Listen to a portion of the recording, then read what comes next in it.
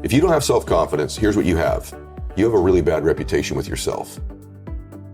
You have built a habit of not keeping the promises you make to yourself. We've all heard this before.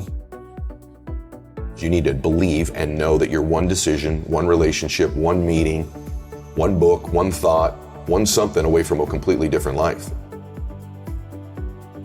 Here's how I built what I would call almost superhuman confidence in spite of my insecurity.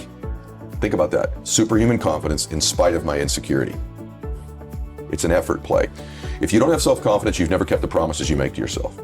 Check that box. If you have self-confidence, you've started to keep the promises you make to yourself. If you want to have superhuman self-confidence, you keep the promises you make to yourself and one more.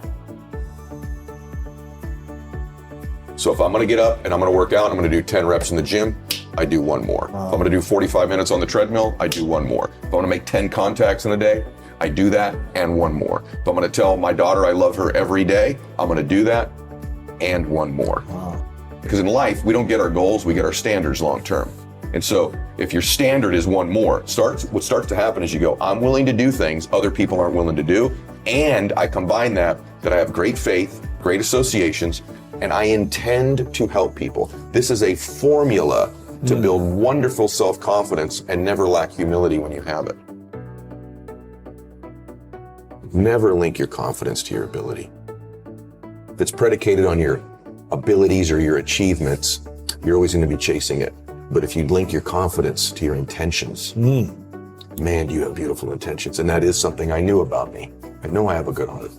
And all of us, we run around carrying these bags of, I'm not qualified because I made this mistake. I had this bankruptcy. This relationship didn't work. I did this thing you don't know about. I'm so ashamed of. And that's why you're qualified. That's the thing that qualifies you. Yeah. The humanness in you. You are the only human being with your combination of gifts that you were given, whatever they are, and your experience. And real human beings help real human beings by being vulnerable and transparent, saying, I know where you are. I've messed up worse. I've made greater mistakes. I felt worse. I know that depression. I know that anxiety. I know that shame. I know what that feels like. You're one away, one relationship, one meeting, one person, one thought away from changing your life.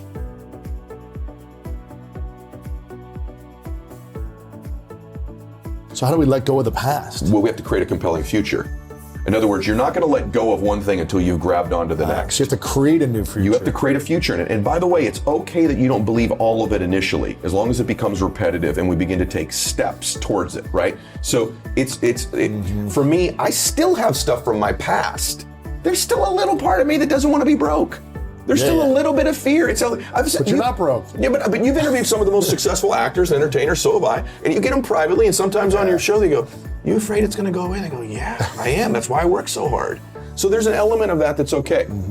It's creating this vision for your life that's compelling. Can you survive the temporary? And if you can survive the temporary, it says on the other side of temporary pain, you get introduced to your other self. And that other self produces that other life. And so here's what happens for most of us. We think everything's permanent. And because we think it's permanent, we make permanent decisions based on temporary conditions. Even our bodies, other than our souls, are temporary. But if your body isn't permanent, your problem isn't, your pain isn't, you need to create a different relationship with pain in your life. For most people, their relationship with the pain and the inconvenience is to avoid it. Avoid as much as possible. But if you could say to yourself, on the other side of this is this other self. The hardest working you've ever been, the most crazy focused you've ever been, was the happiest you've ever been in your life. And the truth of the matter is that most of you don't understand the effort, the time, the focus, the obsessiveness that's required to do something great with your life.